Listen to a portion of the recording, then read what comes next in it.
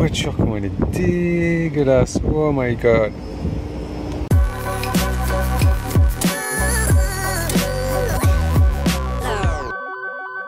Ça, si c'est pas le pur des hasards, ça. Il est 8h20, on est le 19 juillet, je suis rentré hier d'un road trip de 1500 km et je me suis dit, je vais aller laver ma belle Angel. Et j'arrive dans la voiture et je vois ça, bah écoute, 2022.20.6, connecte-toi au Wi-Fi. D'accord, si tu veux, je suis déjà chaud là, comme tu le vois. Ça c'est mon autre Wi-Fi, mon OBD. Alors, bon allez, on va à les stations-service qui se trouvent... Je suis perdu sur une carte, moi. Allez à la station-service Avia. Voilà. Ici. J'aurais pu y aller sans la carte, quand même. Pas de problème. Ah, ça y est, on est parti. Wouhou!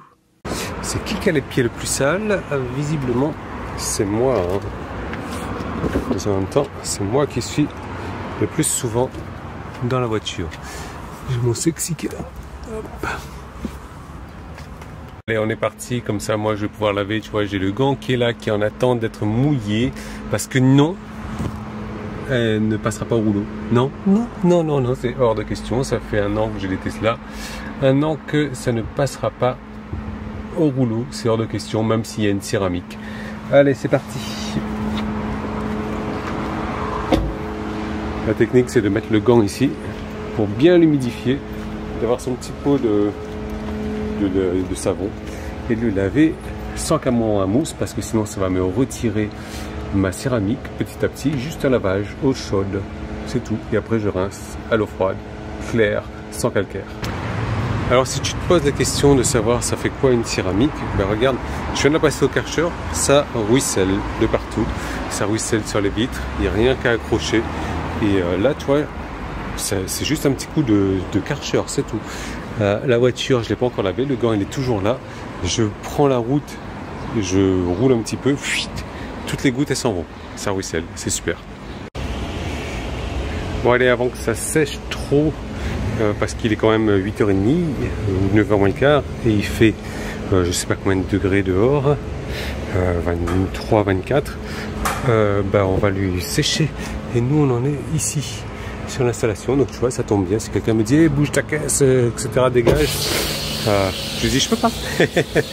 Mais en même temps, c'est super vite, il n'y a personne. Il n'y a personne. Allez, c'est parti pour le séchage, le rinçage, tout court. Allez, dernière étape, le séchage. J'ai 3 microfibres puisque ça.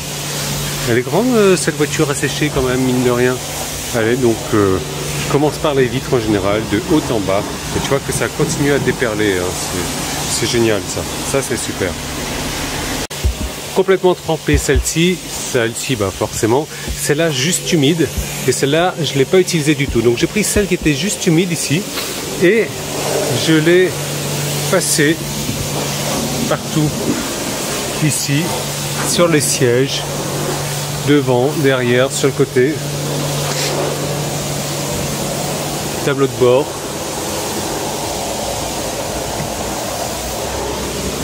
À ce niveau-là, là, ici, sur le siège, et tu vois que tout est clair. Ça, il faut vraiment le nettoyer avec de l'eau claire, non savonneuse, des lingettes bébé idéalement, et ça marche très très bien. Donc, on a quand même une belle brillance là. Et tout ça en le temps que la mise à jour se fasse, 20-25 minutes. Pas mal.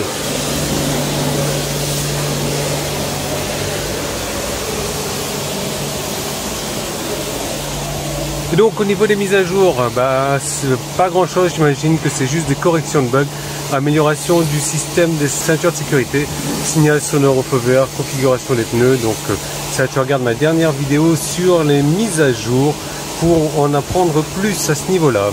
Allez, 9h18, on rentre finalement la voiture au garage qui est juste dans le coin là et on ne la sort plus tant qu'il y a un grain de poussière dans l'air. Sérieusement en plus.